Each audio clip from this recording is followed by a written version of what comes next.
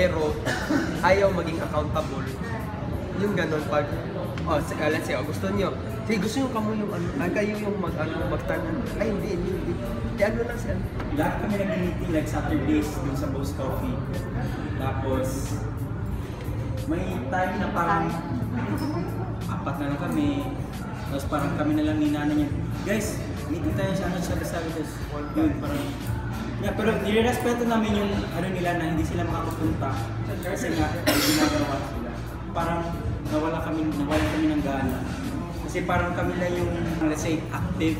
Tapos yung iba, scene zone lang. Tapos walang update. Hindi naman sa nagpapasikatan, pero hindi masyadong nag-i-encourage yung ibang coach na pumunta ng class sa ibang coach. Ganun. Mismo kaming mga leaders, wala kami connection sa isa't isa.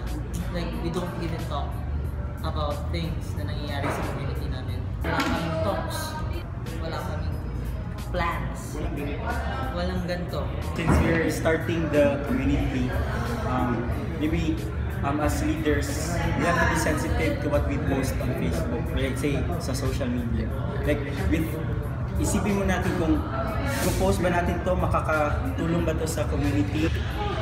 Kung i-post ko ba to, marami bang maapektuhan? Magigets ba nila yung gusto ko ipahatid? Magigets ba nila kung anong gusto ko iparating sa kanila? Kung may gusto kang sabihin, maybe the choice of words, yan talaga ang parang para sa akin lang. Parang isang factor na nakakaano sa understanding nila sa mga pinost mo. Because we are trying to open up a FEM community here in Cebu. It's on the planning stage pa lang. Kasi we're waiting for the second time Eldeno to come here to bring other choreographers para kami yung talagang ma-train. So that when we start, may solid talaga na mga people for the community.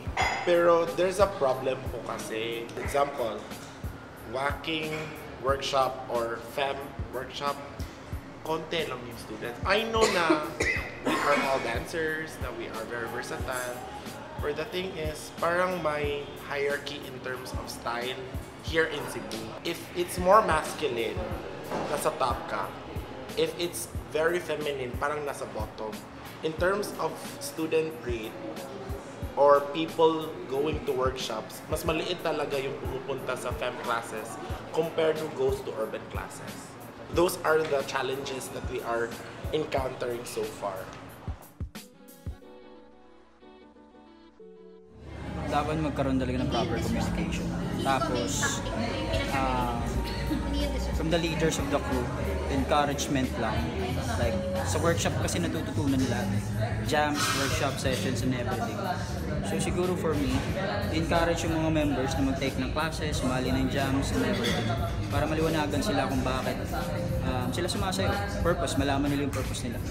Kung bakit sila nandito sa field na to. Dito sa Cebu, they are not afraid to learn something new.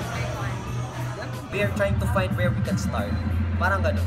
Parang nag-a-assess pa kami to get there.